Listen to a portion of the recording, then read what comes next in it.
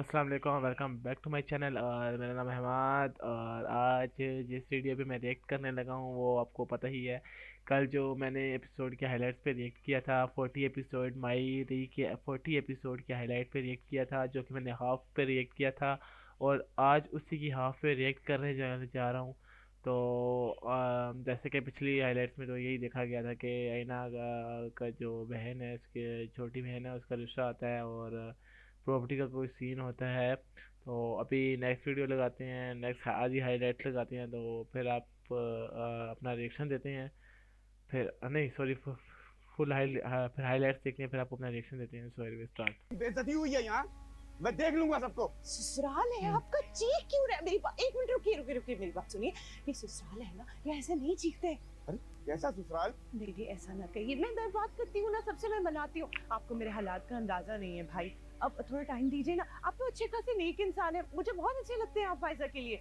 और शायदा वो तो मेरी बहुत अच्छी जानने वाली है। ये आप तो बाबा परेशान है ना हो, यार, मैं इसकी मनाती उम्र हूँ देख सबको। 50 से ऊपर की लग रही है मिलकर इसकी मिलके उम्र। मना ले, क्योंकि जो मैं ठान लेता हूँ ना वो करके दिखाता हूँ। सुहेल भाई, मैं ये कह रही हूँ कि मैं खुद दूसरी बीवी हूँ ना इस घर में, मुझे अपने कदम जमाने में थोड़ा वक्त लगेगा यहाँ पे। लेकिन मैं फायजा के बाप को आपके हक में कर रही हूँ, ये वादा है मेरा आपसे। आपसे ही शादी होगी फायजा की। ठीक है, मैं समझ गया, लेकिन आपको जो करना है वो जल्दी करें। मैं कल कॉल करूंगा आपको। जी जी जी, बेहतर, शुक्रिया भाई।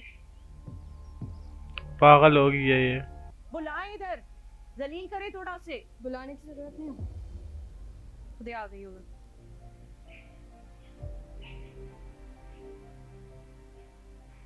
देख रहे हो फिर कैसे आके तन के खड़ी हो गई है हमारे सामने। ऐसे आता है कोई माँ बाप के सामने? पहली बात ये रहीला आंटी, आप मेरी माँ नहीं है। पर दूसरी बात, क्या अगर आप मेरी बहन के लिए गलत फैसला करेंगी तो मैं आपके सामने आके ऐसे ही खड़ी हो जाऊंगी। ऐसे ही है। तमीज से बात करो लारीला से। तमीज भूल गई हो क्या तुम? क्या हो गया आपको अब्बा? क्या आप भूल रहे हैं कि हम आपकी ही बेटी हैं, आपका ही खून है। हम बाप तो अपनी बेटियों को फूलों की तरह रखते हैं, उनका शादी का फैसला खुद खुद कर उठाते हैं कि कहीं उनकी शादीशुदा जिंदगी में कोई मुश्किल ना पेश आ जाए। और आप अपनी कम उम्र की बेटी से किसी की भी शादी करवा देंगे।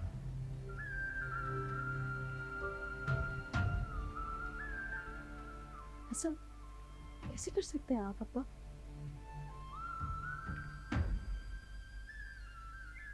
बेटा तुम ना अपने बाप को हमेशा बहुत बुरा समझती हो। हाँ, मैं बहुत बहुत बुरा इंसान हूँ। बाप कभी भी अपनी बेटियों का दुश्मन नहीं होता है, समझो इस बात। राहिला ने बहुत सोच समझ कर रिश्ता किया है फायजा के लिए। वो लड़का बहुत अच्छा है। लड़का इससे भी ऊपर के ऊपर का लग रहा है यार। और जहाँ तक ये बात रही कि उसकी उम्र छोटी है, तो तुम्हारी भी तो छोटी उम्र में शादी हुई थी ना यानी। तुम्हारी जिंदगी में कौन सी मुश्किलात आ गई जो अब उसकी जिंदगी में आएंगी? लड़कियों की छोटी उम्र में शादी करने के फायदे होते हैं, तुम नहीं समझ सकती। एक फायदा ये होता है कि माँ बाप बहुत जल्दी अपने फराइज से सुरखरू हो जाते हैं। और जब तक लड़कियां बड़ी होती हैं तो उन्होंने बहुत अच्छे तरीके से घर बार संभाल लिया होता है। समझ में आ रही है ये बात बेटा तुम्हारे? ये तो आप कह रहे हैं ना अब्बा, क्या आपको अपने फर्ज से जान छुड़ानी है? हम तो बेटे हैं, इसका मतलब कुछ कह नहीं सकते, लेकिन क्या हमारी कोई जिंदगी नहीं होती? बेटी आए तो शादी करवा दो और घर से निकाल दो, और फिर वो दूसरे घर में जाके गुलामी करें या घुट घुट कर मर जाए, क्या फर्क पड़ता है? क्योंकि हम तो बेटियां अपने लिए जिंदगी जीना भूल जाते हैं। हम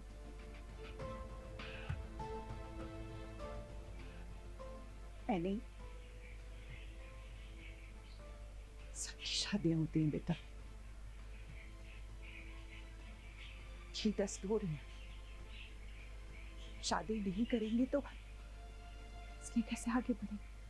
हाँ, सब कुछ रुक जाएगा ना। माननी पड़ती है सबकी बात। इस माशरे में रहना है तो खिलाफ तो नहीं कर सकते ना सबकी बातों से। बातों में लाना चाह रही है इसको अकेले अपनी। तो नहीं खड़े हो सकते ना एमी। हम बड़े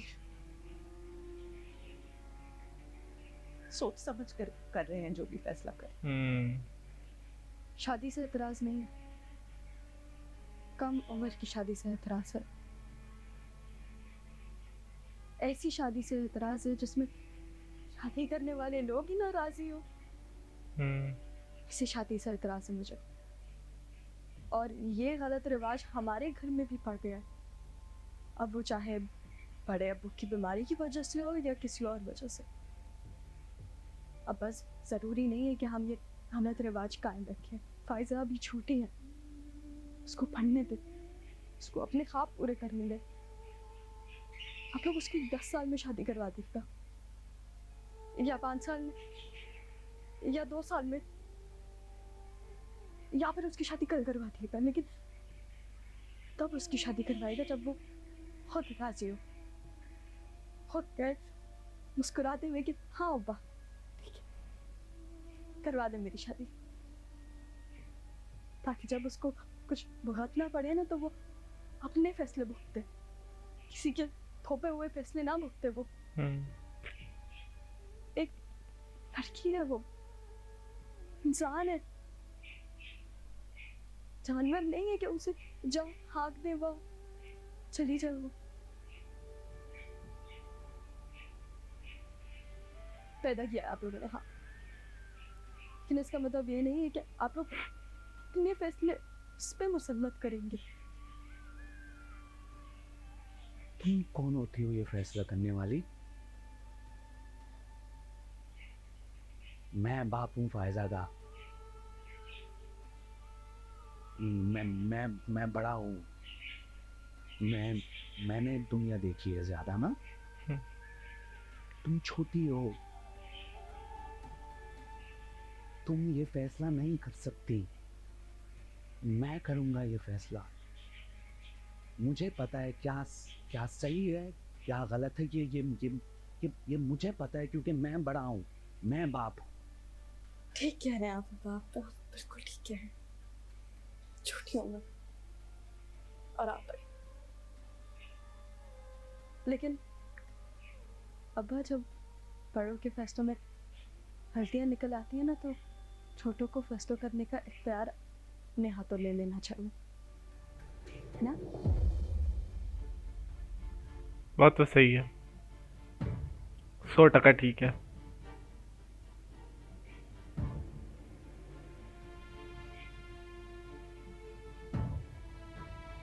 और यहाँ पे हाइलाइट्स ख़त्म हो गई हैं और फुल हाइलाइट्स देख लिए हैं। हाफ कल देखी थी और हाफ आज, और जो आज हाफ देखी है इसमें यही ज़्यादातर यही देखा गया है कि आईना अपने बाप और उसकी जो सौतेली माँ होती है आईना की, वो उसको समझाते रहती है आईना की। लेकिन यह कि आईना आईना भी जो आप यानी कि जैसे अदालत में नहीं होता कि एक वकील दलाइल पेश करता है फिर दूसरा वकील दलाइल पेश करता है, तो इसमें भी यही हिसाब चाह रहा है कि आईना अपने दलाइल दे रही है और माँ बाप जो सौतेली माँ है और बाप उसका अपने दलाइल दे रहे हैं। लेकिन आईना टिकी हुई है और देखते हैं आगे क्या होता है। लेकिन बाप भी उसका अखड़ूस है। मैं तो कहता हूँ भाई ऐसा ना ही हो और ऐसा ना ही हो। तो अभी तो आज के लिए इतना ही, मिलते हैं नेक्स्ट वीडियो में, तब तक के लिए अल्लाह हाफिज़।